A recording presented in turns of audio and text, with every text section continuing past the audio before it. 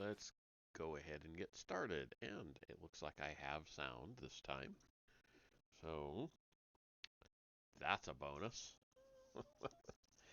All right, so we are up to chapter 9 of Stairway to Heaven, the second book in the Earth Chronicles by Zecharia Sichin. So, here we go. Um, Real quick, I'm going to see how long this chapter is, if you don't mind bearing with me a minute. Looks like it's right at 20 pages, so not too bad. Some of these others have been really long chapters, so this shouldn't be too bad to get through tonight, considering he generally has a fair number of pictures. Okay, getting back there. Okay, so this one, chapter 9, is titled The Landing Place. If you remember from the previous chapters, we talked about that in the story of Gilgamesh, I believe.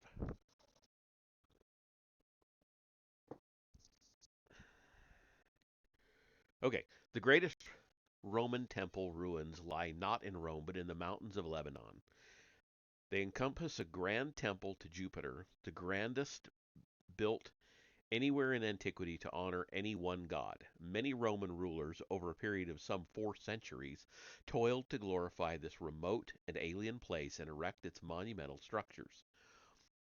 Emperors and generals came to it in search of oracles to find out their fate. Roman legionnaires sought to be billeted near it. The devout and the curious went to see it with their own eyes. It was one of the wonders of the ancient world. Daring European travelers risking life and limb reported the existence of the ruins since the visit there by Martin Romgarten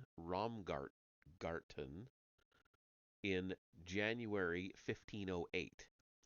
In 1751, the traveler Robert Wood, accompanied by the artist James Dawkins, restored some of the place's ancient fame when they described it in words and sketches.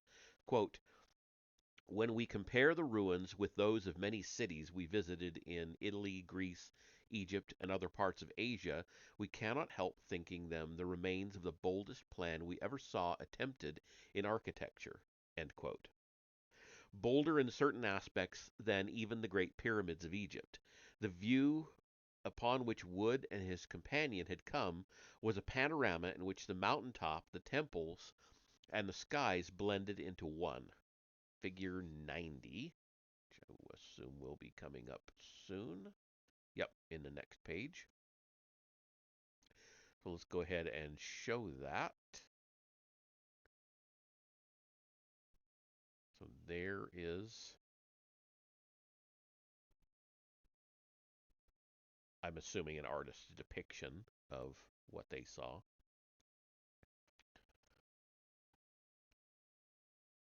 The site is in the mountains of Lebanon, where they part to form a fertile flat valley between the Lebanon Range to the west and the Anti Lebanon Range to the east, where two rivers known from antiquity, the Litani and the Orontes, begin to flow into the Mediterranean Sea. The ruins were of imposing Roman temples that were erected upon a vast horizontal platform artificially created at about 4,000 feet above sea level. The sacred precinct was surrounded by a wall which served both as a retaining wall to hold the earthworks forming the flat top, as well as a fence to protect and screen off the area. The enclosed squarish area, with some sides almost 2,500 feet long, measured over 5 million square feet. Situated so as to command the flanking mountains and the approaches to the valley from north and south, the sacred area had its northwestern corner deliberately cut off, as seen in this contemporary bird's eye view, figure 91A. Okay, 91A. Ooh, that is a full page picture. Okay. I'll have to scroll down. So this is the bird's eye view.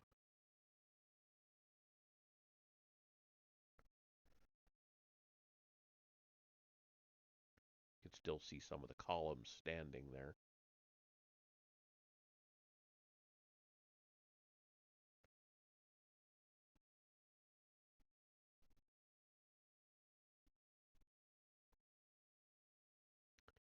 Huge place.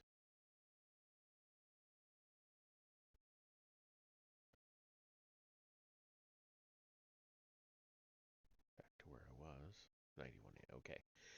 The right angled cutout created an oblong area which extended the platform's unimpeded northern view westward.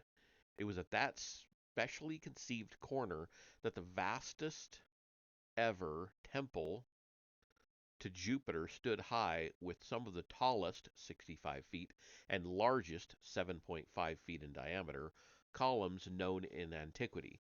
These columns supported an elaborately decorated superstructure, uh, architrave. I, I, he has it in parentheses and quotations. Architrave. Architrave, I, is what I would guess. 16 feet in height, atop which there was a slanting roof, further raising the temple's pinnacle. The temple proper was only the westernmost and oldest part of a four-part shrine to Jupiter, which the Romans are believed to have started to build soon after they occupied the place in 63 BC.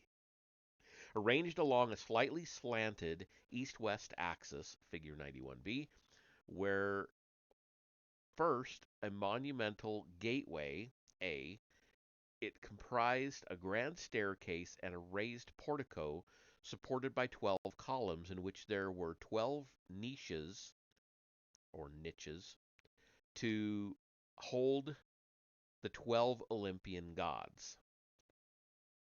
Um, let's take a look at that because he's describing several parts of it, so we'll go back and forth here a little bit. 91b. Okay.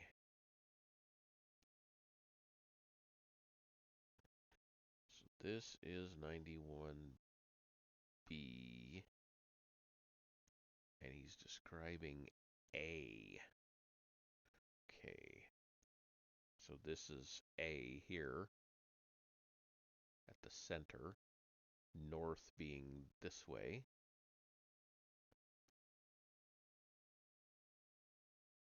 Which is why this is cut out. Okay, that makes sense.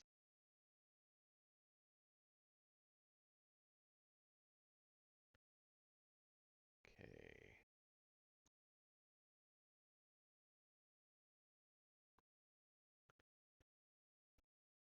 All right. The worshippers then entered a forecourt B of an hexagonal design unique in Roman architecture, and through it continued to a vast altar court C, which was dominated by an altar of monumental proportions. Okay, let's look at B and C here.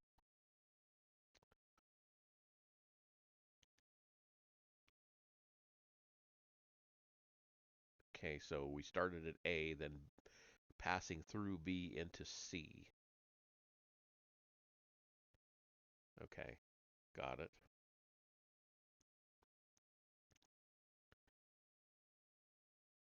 Okay, and the vast altar court C, which was dominated by an altar of monumental proportions. It rose some 60 feet from a base of about 70 by 70 feet. At the western end of the court stood the god's house proper, D, measuring a colossal 300 by 175 feet. It stood upon a podium which was itself raised some 16 feet above the level of the court. So D.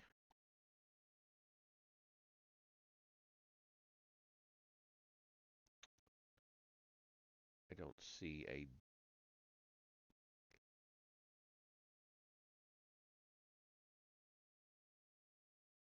I don't see that label on the picture. I'm assuming, though, that since we've been coming down through here, that this is the altar that he's talking about.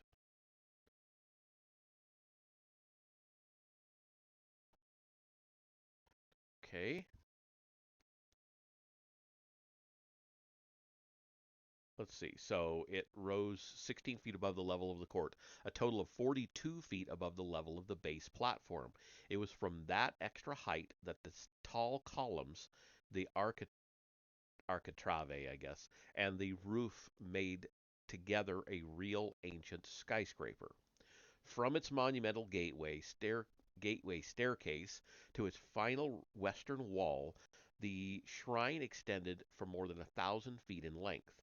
It completely dwarfed a very large temple to its south, which was dedicated to a male deity, some think Bacchus, but probably Mercury, and a small round temple F to the southeast where Venus was venerated. So let's look at E and F.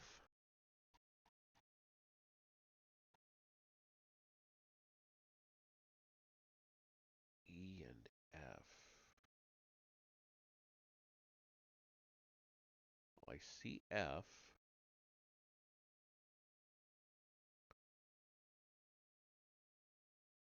Okay, so here's the small round temple F, but I don't see where E is illustrated here, unless it's this one,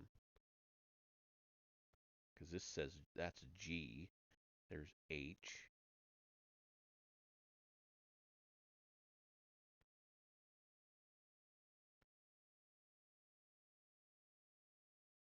Yeah, I'm not seeing that one, but moving on.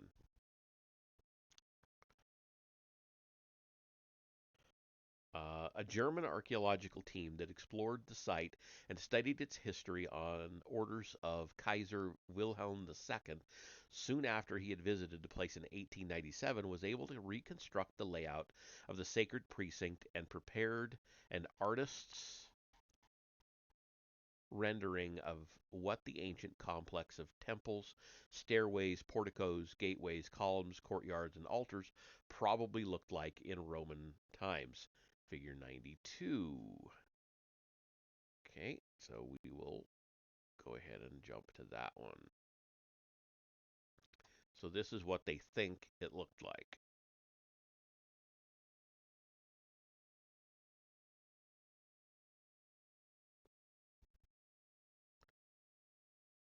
Die Tempel van Heliopolis in Syrian.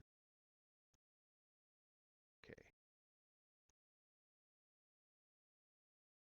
Okay.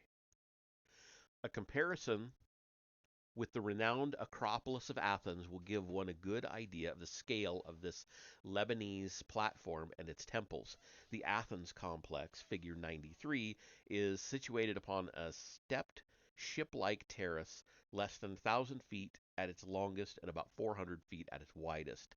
The stunning Parthenon temple of Athena, which still dominates the once sacred area and the whole plain of Athens, is about 230 feet by 100 feet, even smaller than the temple of Mercury Bacchus at the Lebanese site. So going to figure 93.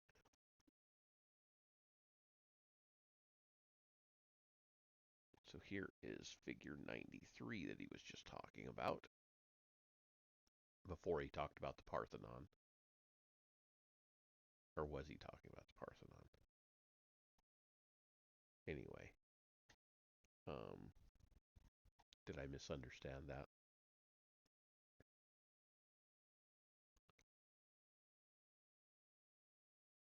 Oh no, because he said the Parthenon was even smaller.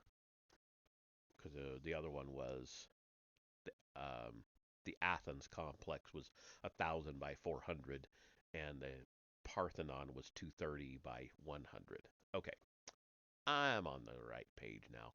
Having visited the ruins, the archaeologist and architect Sir Mortimer Wheeler wrote 2 decades ago, quote, "The temples owe nothing of their quality to such newfangled aids as concrete. They stand passively upon the largest known stones in the world, and some of their columns are the tallest from antiquity. Here we have the last great monument of the Hellenic world." End quote. Hellenic world indeed, for there is no reason that any historian or archaeologist could find for this gigantic effort by the Romans in an out of the way place in an unimportant province, except for the fact that the place was hallowed by the Greeks who had preceded them. The gods to whom the three temples were dedicated, Jupiter, Venus, and Mercury, or Bacchus, were the Greek gods Zeus, his sister Aphrodite, and his son Hermes, or Dionysus. If it was Bacchus, then Dionysus. The Romans considered the site and its great temple as the ultimate attestations of the almightiness and supremacy of Jupiter, calling him love, echo of the Hebrew Yahweh, in parentheses. They inscribed upon the temple and its main statue the divine initials IOMH, the legend standing for uh,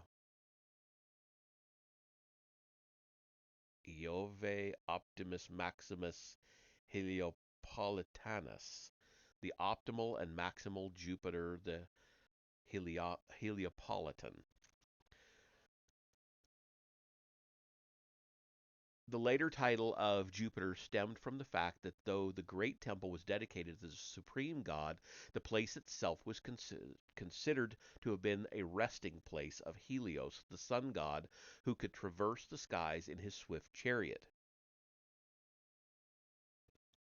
The belief was transmitted to the Romans by the Greeks, from whom they also adopted the name of the place, Heliopolis.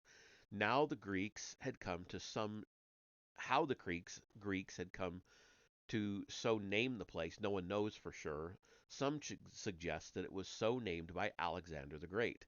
Yet Greek veneration of the place must have been older and deeper rooted, for it made the Romans glorify the place with the greatest of monuments and seek there the oracle's word concerning their fate. How else to explain the fact that, quote, "in terms of sheer acreage, weight of stone, dimensions of the individual blocks, and the amount of carving, this precinct can scarcely have had a rival in the Greco-Roman world," end quote. John M. Cook, The Greeks in Ionia and the East. In fact, the place and its association with certain gods go back to even earlier times. Archaeologists believe that there may have been as many as 6 temples built on the site before Roman times, and it is certain that whatever shrines the Greeks may have erected there, they, as the Romans after them, were only raising the structures atop earlier foundations, religiously and literally. Zeus, Jupiter to the Romans, it will be recalled, arrived in Crete from Phoenicia, today's Lebanon, swimming across the Mediterranean Sea after he had abducted the beautiful daughter of the king of Tyre. Aphrodite too came to Greece from Western Asia, and the wandering Dionysus, to whom the second temple, or perhaps another, was dedicated, brought the vine and wine making to Greece from the same lands of Western Asia. Aware of the worship's earlier roots, the Roman historian Macrobius enlightened his countrymen in the following words in Saturnalia 1, chapter 23. Quote, "The Assyrians too worshipped the sun under the name of Jupiter, Zeus Heliopolites, as they call him, with important rites in the city of Heliopolis. That this divinity is at once Jupiter and the sun is manifest both from the nature of its ritual and from its outward appearance. To prevent any argument from ranging through a whole list of divinities, I will explain what the Assyrians believe concerning the power of the sun, God. They have given the name Adad to the god whom they venerate as highest and greatest." End quote.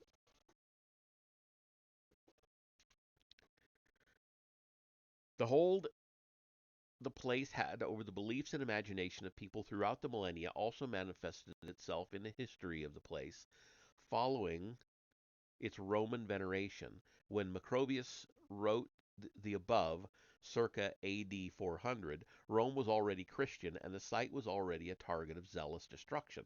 No sooner did Constantine the Great, AD 306 to 337, convert to Christianity than he stopped all additional work there and instead began the conversion of the place into a Christian shrine. In the year 440, according to one chronicler, quote, Theodosius destroyed the temples of the Greeks. He transformed into a Christian church the temple of Heliopolis, that of Baal Helios, the great sun Baal of the celebrated Trilithon. End quote. Justinian, 525 to 565, apparently carried off some of the pillars of red granite to Constantinople, the Byzantine capital, to build there the church of Hagia Sophia. These efforts to Christianize the place encountered repeated armed opposition by the local populace. When the Muslims gained the area in the year 637, they converted the Roman temples and Christian churches atop the huge platform into a Mohammedan enclave. Where Zeus and Jupiter had been worshipped, a mosque was built to worship Allah. Modern scholars have tried to shed more light on the age-long worship at this place by studying the archaeological evidence from neighboring sites. A principal one of these is Palmyra, the biblical Tadmor, an ancient caravan center on the way from Damascus to Mesopotamia. As a result, such scholars as Henry Seyrig, La Triade Heliopolitaine, and René de Sade, Temple et Cultus Heliopolitan, have concluded that a basic triad had been worshipped throughout the ages. It was headed by the god of the thunderbolt and included the warrior maiden and the celestial charioteer. They and other scholars helped establish the now generally accepted conclusion that the Roman/Greek triad stemmed from the earlier Semitic beliefs, which in turn were based upon the Sumerian pantheon. The earliest triad was headed, it appears, by Adad, who was allotted by his father Enlil, the chief god of Sumer, quote, the mountain lands of the north, end quote. The female member of the triad was Ishtar. After he visited the area, Alexander the Great struck a coin honoring Ishtar/Astarte and Adad. The coin bears his name in Phoenician Hebrew script, figure 94, which will be right here in a second. The third member of the triad was the celestial charioteer Shamash, commander of the prehistoric astronauts. The Greeks honored him as Helios by erecting a colossal statue atop the main temple, figure 92, showing him driving his chariot to them. Its swiftness was denoted by the four horses that pulled it. The authors of the Book of Enoch knew better. Quote, the chariot of Shamash, it says, was driven by the wind, end quote. Okay, so figure 94 is um, the coin struck by Alexander the Great. I'll show you that here real quick. There you have it. And that does look a bit like Hebrew, doesn't it? The script on both sides. Okay.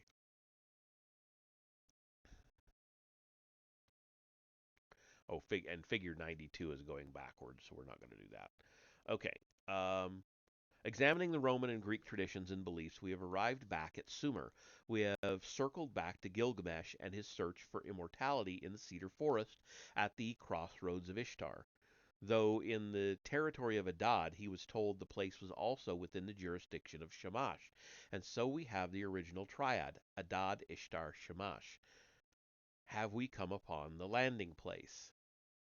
That the Greeks were aware of the epic adventures of Gilgamesh, few scholars nowadays doubt. In their, quote, investigations of the origin of human knowledge and its transmission through myth, end quote, entitled Hamlet's Mill, Giorgio de Santillana and Herte van Deschend point out that, quote, Alexander was a true replica of Gilgamesh, end quote. But even earlier in the historic tales of Homer, the heroic Odysseus had already followed similar footsteps. Shipwrecked after traveling to the abode of Hades in the lower world, his men reached a place where they, quote, ate the cattle of the sun god, end quote, and were therefore killed by Zeus. Left alive alone, Odysseus wandered about until he reached the Ogygian island, the secluded place from pre-deluge times. There the goddess Calypso, quote, who kept him in a cave and fed him, wanted him to marry her, in which case she intended making him immortal so that he should never grow old, end quote. But Odysseus refused her advances, such as Gilgamesh had turned down Ishtar's offer of love. Henry Seyrig, who as director of antiquities of Syria, devoted a lifetime to the study of the vast platform and its meaning, found that the Greeks used to conduct their, quote, rites of mystery in which afterlife was represented as human immortality, an identification with the deity obtained by the ascent heavenward of the soul, end quote. The Greeks, he concluded, indeed associated this place with man's effort to attain immortality. Was then this place the very place in the Cedar Mountains to which Gilgamesh had first gone with Enkidu, the crest of Zaphon of Baal? To give a definite answer, let us look more closely at the physical features of the place. We will find that the Romans and Greeks have built their temples upon a paved platform which existed from much earlier times, a platform constructed of large, thick stone blocks so tightly put together that no one to this very day has been able to penetrate it and study the chambers, tunnels, caverns, and other substructures that lie hidden beneath it. That that such subterranean structures undoubtedly exist is judged not only from the fact that other Greek temples had secret subterranean cellars and grottos beneath their apparent floors. Georges Ebers and Hermann Goethe, Palästina in Bild und Wort, the English version is titled Picturesque Palestine, reported a century ago that the local Arabs entered the ruins, quote, at the southeast corner through a long vaulted passage like a railway tunnel under the great platform, end quote. And that is figure 95. We'll see here in a second. And, quote, two of these great vaults ran parallel with each other from east to west and are connected by a third running at right angles to them from north to south, end quote. Let's see if we can see that on figure 95.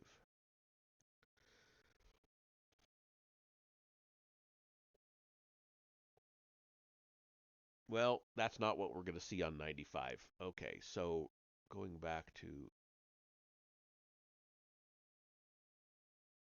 this is the vaulted path. It's just a depiction of the vaulted passage. Okay, so here we have this depiction. The vaulted passage, of course, being here. You're riding a horse and it's still very large. Okay.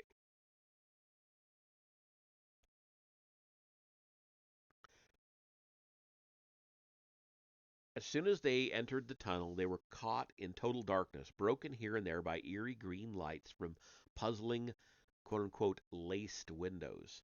Emerging from the 460 feet long tunnel, they found themselves under the north wall of the Sun Temple, quote, which the Arabs call Dar as Saadi, House of Supreme Blissfulness, end quote. The German archaeologists also reported that the platform apparently rested upon gigantic vaults, but they concerned themselves with mapping the reconstructing the superstructure. A French archaeological mission led by André Perrault in the 1920s confirmed the existence of the subterranean maze, but was unable to penetrate its hidden parts. When the platform was pierced from above through its thick stones, evidence was found of structures beneath it. The temples were erected upon a platform raised to 30 feet depending on the terrain. It was paved with stones whose size, to judge by the slabs visible at the edges, ranged from a length of 12 feet to 30 feet, a frequent width of 9 feet, and a thickness of 6 feet. No one has yet attempted to calculate the quantity of stone hewn, cut, shaped, hauled, and embedded layer upon layer upon this site. It could possibly dwarf the Great Pyramid of Egypt.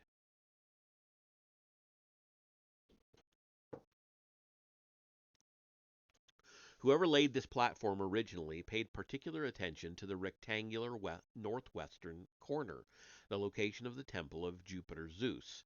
There, the temple's more than 50,000 square feet rested upon a raised podium which was certainly intended to support some extremely heavy weight. Constructed of layer upon layer of huge stones, the podium rose 26 feet above the level of the court in front of it and 42 feet above the ground on its exposed northern and western sides. On the southern side, where 6 of the temple's columns still stand, one can clearly see, in figure 96a, the stone layers interspersed between sizable yet relatively small stones. There are alternating rows of stone blocks measuring up to 21 feet in length.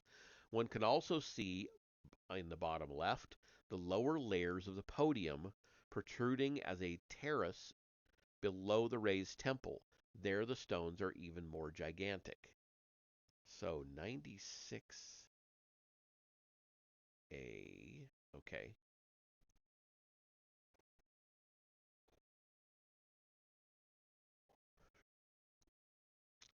The columns here, and the very large stones down in here.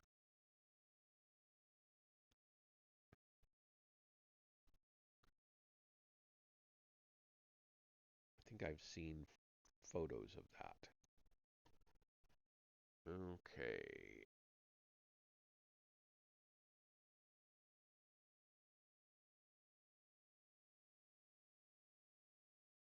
Okay, there we are.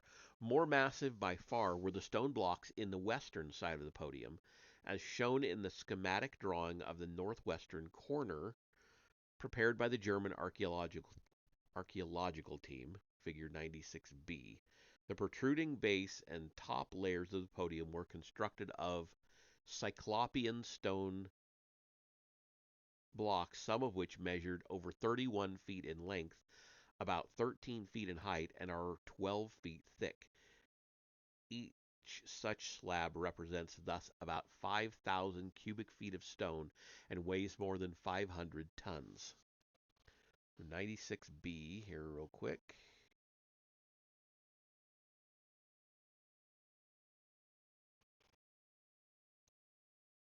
And we see the roof and the columns and a person down here. You see that as reference for size. And then we see the size of these cyclopean, gigantic um, blocks, like this one here.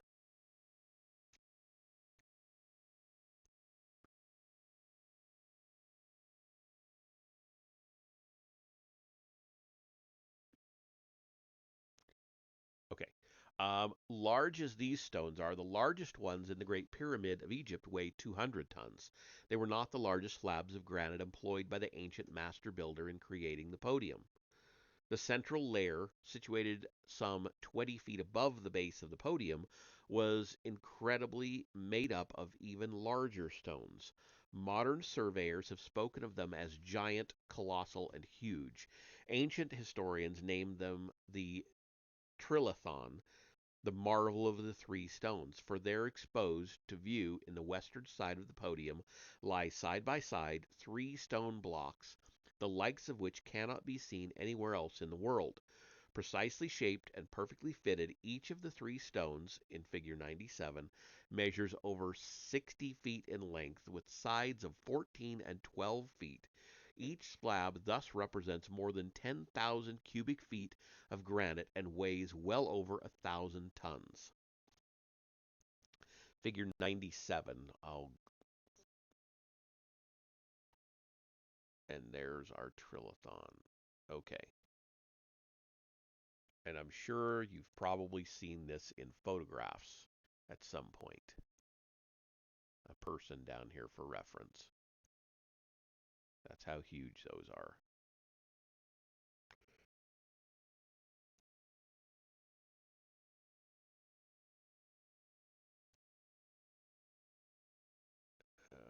Okay. The stones for the platform and podium were quarried locally. Wooden Dawkins include one of these quarries, figure 90, this is going way back, in their panoramic sketch, some showing some of the large stone blocks strewn around in the ancient quarry, but the gigantic blocks were hewn, cut, and shaped at another quarry situated in the valley some 3/4 of a mile southwest of the sacred precinct. It is there that one comes upon a sight even more incredible than that of the Trilithon. Partly buried in the ground, there lies yet another one of the colossal granite slabs, left in situ by whoever the grand quarrier was, fully shaped and perfectly cut, with only a thin line at its base still connecting it to the rocky ground. It is an unbelievable 69 feet long and has a girth of 16 by 14 feet. A person climbing upon it, figure 98, looks like a fly upon a block of ice. It weighs, by conservative estimates, more than 1,200 tons. Figure 98, right here. So, again, a picture, a drawing, but here is the person up here. But there it is, that humongous quarried piece of stone, single piece of stone.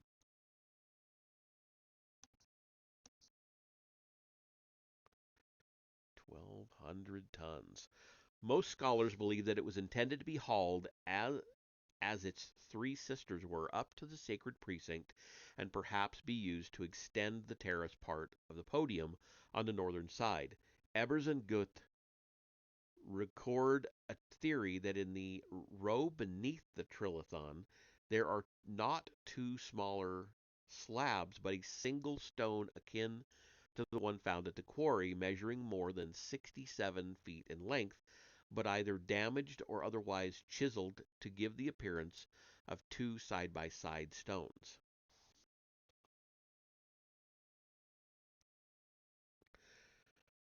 Wherever the leftover colossal stone was intended to be placed, it serves as a mute witness to the immensity and uniqueness of the platform and podium nesting in the mountains of Lebanon.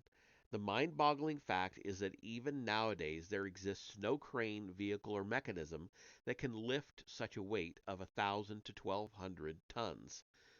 To say nothing of carrying such an immense object over valley and mountainside, and placing each slab in its precise position many feet above the ground. There are no traces of any roadway, causeway, ramp, or other earthworks that could even remotely suggest the hauling or dragging of these megaliths from the quarry to their uphill site.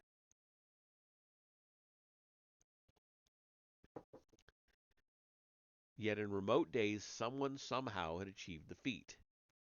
But who? Local traditions hold that the place had existed from the days of Adam and his sons, who resided in the area of the Cedar Mountains after the expulsion of Adam and Eve from the Garden of Eden. Adam, these legends relate, inhabited the place which is now Damascus and died not far from there. It was Cain his son who built a refuge upon the cedar crest after he had killed Abel. The Maronite patriarch of Lebanon related the following tradition. Quote, the fastness on Mount Lebanon is the most ancient building in the world. Cain, the son of Adam, built it in the year 133 of creation. During a fit of raving madness, he gave it the name of his son Enoch and peopled it with giants who were punished for their iniquities by the flood. End quote. After the deluge, the place was rebuilt by the biblical Nimrod in his efforts to scale the heavens. The Tower of Babel, according to these legends, was not in Babylon, but upon the great platform in Lebanon. A 17th century traveler named de, Arvo wrote in his memoirs, Part 2, Chapter 26, that local Jewish inhabitants, as well as Muslim residents, held that an ancient manuscript found at the site revealed that, quote, after the flood, when Nimrod reigned over Lebanon, he sent giants to rebuild the fortress of Baalbek, which is so named in honor of Baal, the god of the Moabites, worshippers of the sun god, end quote. The association of the god Baal with the place in post-diluvial days strikes a bell. Indeed, no sooner were the Greeks and Romans gone than the local people abandoned the Hellenistic name Heliopolis and resumed calling the place by its Semitic name. It is the name by which it is still called to this day, Baalbek. There are different opinions as to the precise meaning of the name. Many believe that it means, quote, the valley of Baal, end quote. But from the spelling and from Talmudic references, we surmise that it has meant the weeping of Baal. We can hear again the closing verses of the Ugaritic epic, describing the fall of Baal to his struggle with Mot, the discovery of his lifeless body, his entombment by Anat and Shepesh in a grotto upon the crest of Zaphon. Quote, they came upon Baal, fallen on the ground. Puissant Baal is dead. The prince, lord of earth, is perished. Anat weeps her fill of weeping. In the valley she drinks tears like wine. Loudly she calls unto the gods, torch Shepesh. Lift puissant Baal, I pray, lift him on to me. Hearkening the gods' torch, Shepesh picks up puissant Baal, sets him on Anat's shoulder. Up to the fastness of Zaphon she brings him, bewails him, entombs him, lays him in the hollows of the earth. End quote.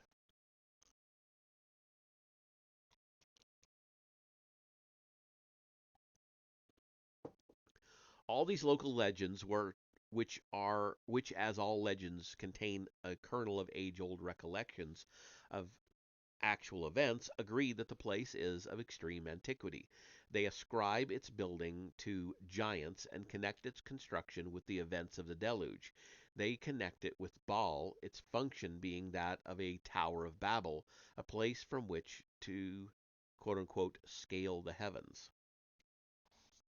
As we look at the vast platform, its location and layout, and ponder the purpose of the immense podium built to sustain massive weights, the depiction on the coin from Byblos, figure 89, way back in the book, keeps flashing before our eyes. A great temple, a walled sacred area, a podium of extra strong construction, and upon it the rocket like flying chamber.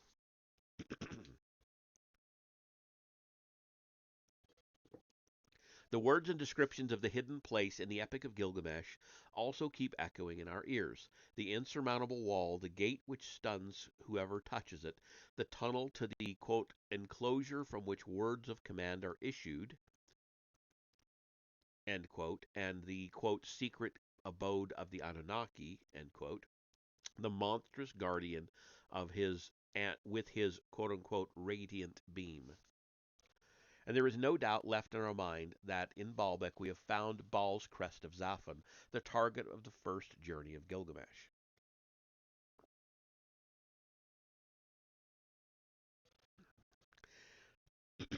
The designation of Baalbek as the crossroads of Ishtar implies that as she roamed Earth's skies, she could come and go from the landing place to other landing places upon Earth. Likewise, the attempt by Baal to install upon the crest of Zaphon, quote, a contraption that launches words, a stone that whispers, end quote, implied the existence elsewhere of similar communication units. Quote, heaven with earth it makes converse, and the seas with the planets, end quote. Were there indeed such other places on Earth that could serve as landing places for the aircraft of the gods? Were there, besides upon the crest of Zaphon, other quote unquote stones that whisper? The first obvious clue is the very name, Heliopolis, indicating the Greek belief that Baalbek was somehow a quote unquote city of the sun god. Paralleling its namesake city in Egypt, the Old Testament too recognized the existence of a northern Beth Shemesh, house of Shamash, and a southern Beth Shemesh on the biblical name for the Egyptian Heliopolis. It was the prophet Jeremiah said it. Let me restart that. It was, the prophet Jeremiah said, the place of the house of the gods of Egypt, the location of Egypt's obelisks. The northern Beth Shemesh was in Lebanon, not far from Beth Anath, house or home of Anat. The prophet Amos identified it as the location of the, quote, palaces of Adad, the house of the one who saw El, end quote. During the reign of Solomon, his domains encompassed large parts of Syria and Lebanon, and the list of places where he had built great structures included Balat, the place of Baal, and Tamar, the place of palms. Most scholars identify these places as, it says Baal Hek, but I wonder if that's not a typo.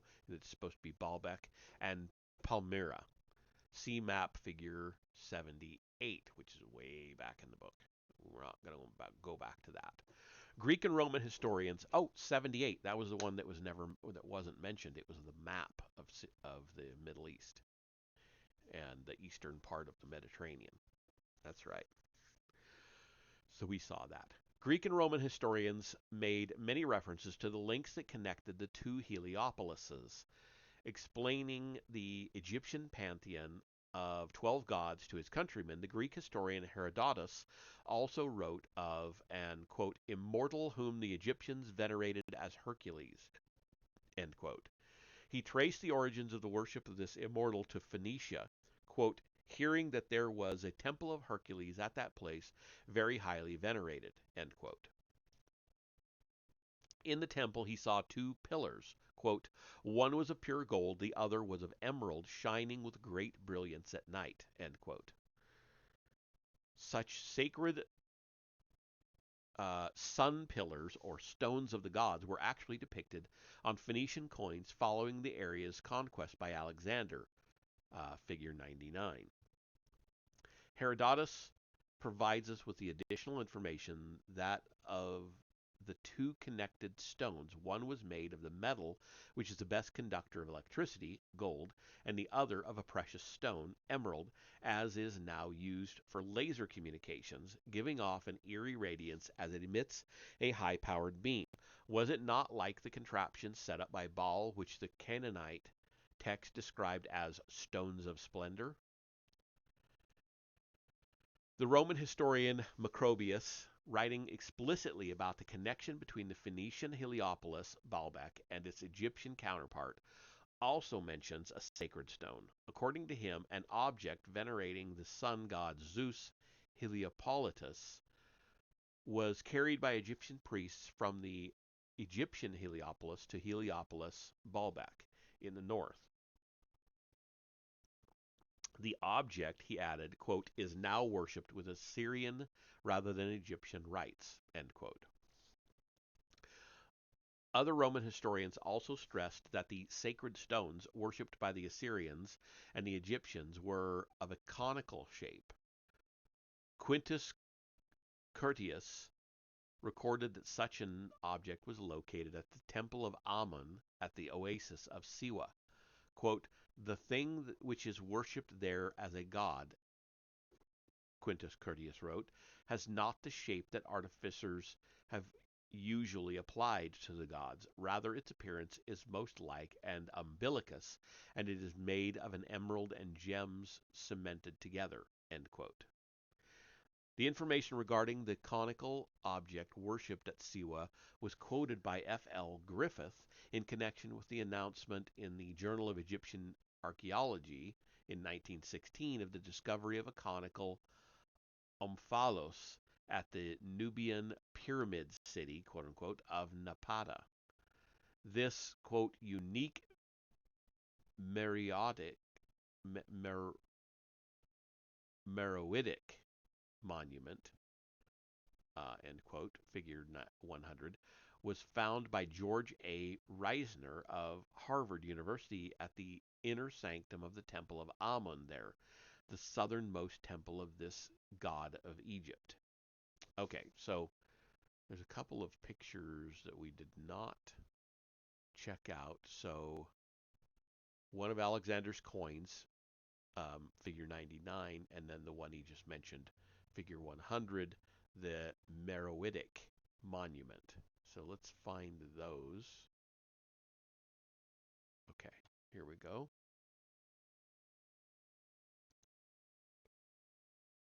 So there is the stone, the coin, and then here is the Meroitic conical object.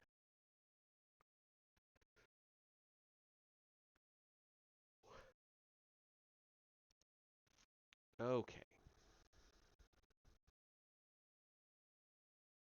The term omphalos in Greek or umbilicus in Latin means a navel, a conical stone which, for reasons that scholars do not understand, was deemed in antiquity to have marked a quote unquote center of the earth.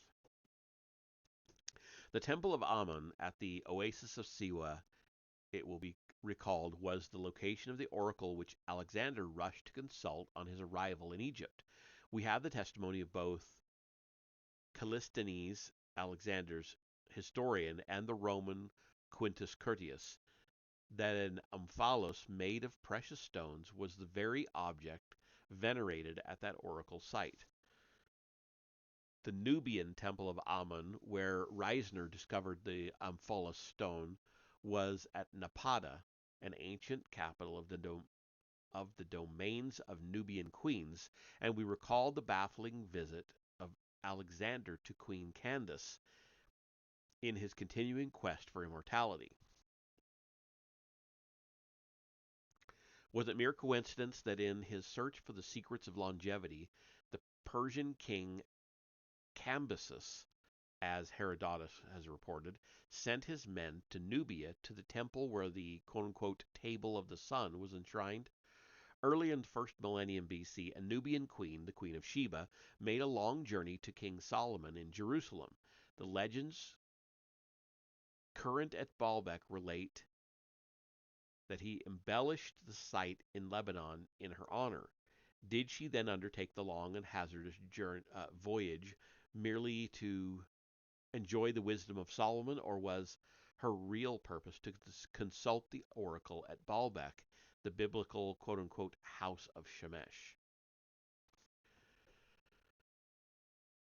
There seem to be more than just coincidences here, and the question that comes to mind is this: if at all these oracle centers an omphalos was enshrined, was the omphalos itself the very source of the oracles?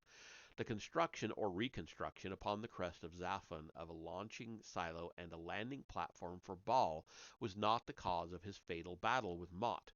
Rather, it was his clandestine attempt to set up a quote unquote stone of splendor. This device could communicate with the heavens as well as with other places on earth, but in addition, it was, quote, a stone that whispers. Men its messages will not know, earth's multitudes will not comprehend, end quote. As we ponder the apparent dual function of the stone of splendor, the secret message of Baal to Anat all of a sudden becomes clear. The same device which the gods used to communicate with each other was also the object from which there emanated the gods' oracular answers to the queens. I got I got queens out of kings somehow. The answers to the kings and heroes. Sorry about that. We're almost there. We got a few more pages. In a most thorough study on the subject, Wilhelm H. Rocher, Omphalos, showed that the Indo-European term for these oracle stones navel in English, Nebel in German, etc., stem from the Sanskrit nab, which is Nabh, which meant emanate forcefully. It is no coincidence that in the Semitic languages, nabo meant to foretell and nabih meant prophet.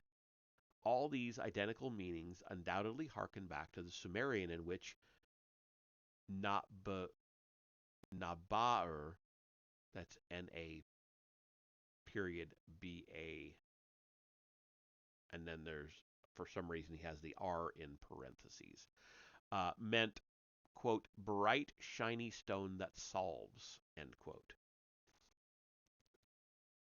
A veritable network of such oracle sites emerges as we study ancient writings. Herodotus, who accurately reported in Book 2, page 29, the existence of the Meroitic oracle of Jupiter Ammon, added to the links we have so far discussed by stating that the Phoenicians, who established the oracle at Siwa, also established the oldest oracle center in Greece, the one at Dodona, a mountain site in northwestern Greece near the present Albanian border. To that effect, he related a report he had heard when he visited Egypt, whereby, quote, two sacred women were once carried off from Thebes in Egypt by the Phoenicians. One of them was sold into Libya, western Egypt, and the other into Greece. These women were the first founders of the oracles in the two countries, end quote. This version, Herodotus wrote, he heard from the Egyptian priests of Thebes. But at Dodona, the version was that, quote, two black doves flew away from the Egyptian Thebes, end quote, one alighting at Dodona and the other at Siwa. Whereupon an oracle of Jupiter was established at both places, the Greeks calling him Zeus at Dodona and the Egyptians Ammon at Siwa. The Roman historian Silius Italicus, 1st century A.D., relating that Hannibal consulted the oracle at Siwa regarding his wars against Rome, also credited the flight of the two doves from Thebes with the establishment of the oracles in the Libyan desert at Siwa and in Greek Chaonia, Dodona. Several centuries later, the Greek poet Nonnos, in his masterwork Dionysiaca, described the oracle shrines at Siwa and Dodona as twin sites, and held that the two were in voice communication with each other. Quote, behold the new-found answering voice of the Libyan Zeus, the thirsty sands an oracular sent forth to the dove at Chaonia, or Dodona, end quote. As far as F.L. Griffith was concerned, the discovery of the Omphalos in Nubia brought to mind another oracle center in Greece. The conical shape of the Nubian Omphalos, he wrote, quote, was precisely that of the Omphalos of the oracle at Delphi, end quote. Delphi, the site of Greece's most famous oracle, was dedicated to Apollo, he of stone. Its ruins are still one of Greece's leading tourist attractions. There too, as at Baalbek, the sacred precinct consisted of a platform shaped upon a mountainside, also facing a valley that opens up as a funnel toward the Mediterranean Sea and the lands on its other shores.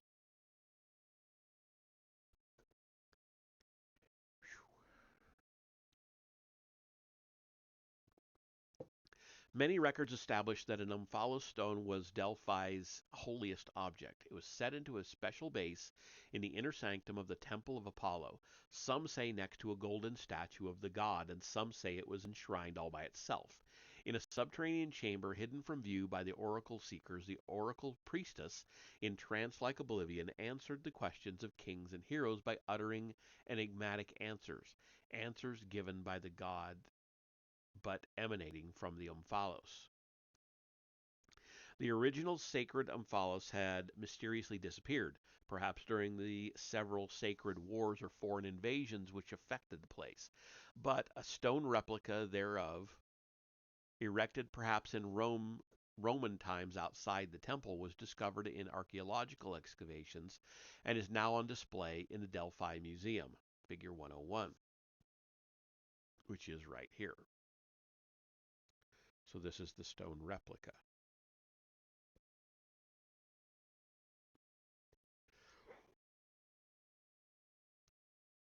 Excuse me. Along the sacred way leading up to the temple, someone at some unknown time also set up a simple stone omphalos in an effort to mark the place where oracles were first given at Delphi before the temple was built. The coins of Delphi depicted Apollo seated on his omphalos, figure 102, and after Phoenicia fell to the Greeks, they likewise depicted Apollo seated upon the Assyrian omphalos. But just as frequently, the oracle stones were depicted as twin cones connected to each other via a common base, as in figure 99, which you'll remember, I believe, was a coin and it showed two conical objects side by side with the base. So figure 102 is Apollo seated on the omphalos.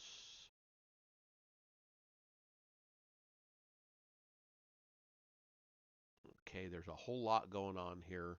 He's talking about just the coin here, right here. I'm sure we'll get to the rest of this in a minute, but there he is, seated on the omphalos.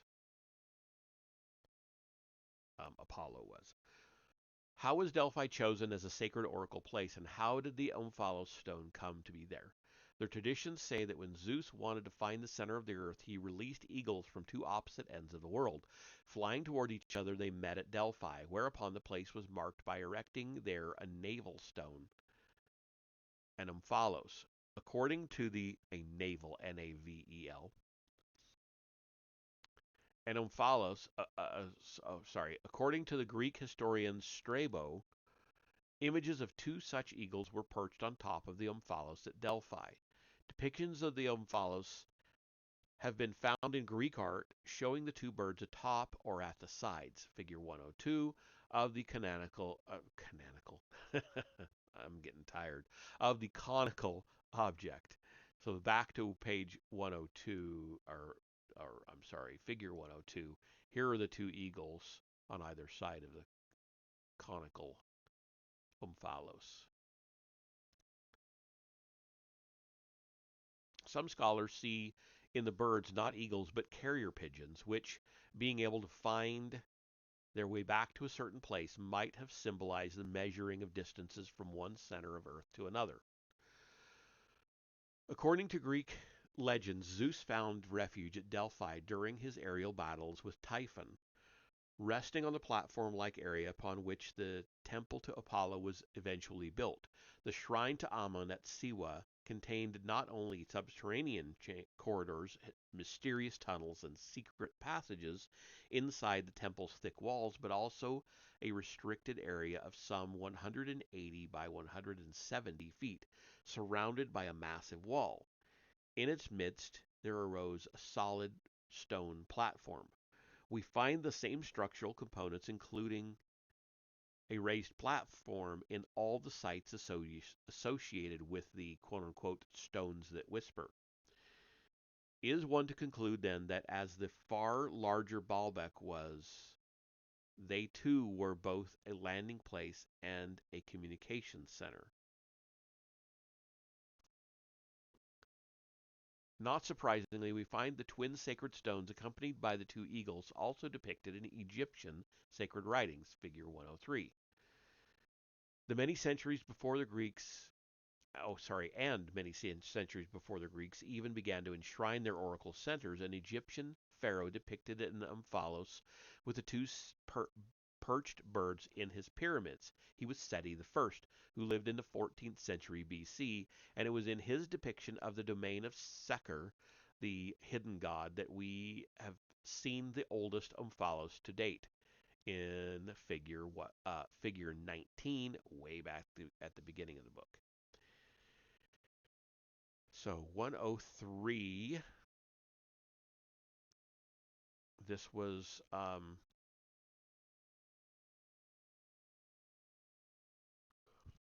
in the depicted in Egyptian sacred writings. 103. Those don't look like eagles at all, like the other picture. Okay.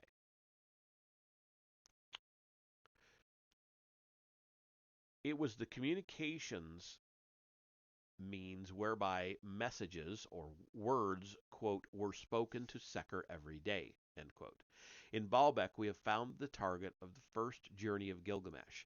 Having followed the threads connecting the whispering stones of splendor, we arrived at the Duat. It was the place where the pharaohs sought the stairway to heaven for an afterlife. It was, we suggest, the place whereto Gilgamesh, in search of life, set his course on his second journey. The end of that chapter. So that'll put us at chapter 10 for next time. Tillman, the land of the rocket ships. Whew. Okay. Yeah, it was an hour and 11 minutes. Oh, okay. I am done. I don't raid in the middle of the week. I'll raid on Friday if there's anybody to raid.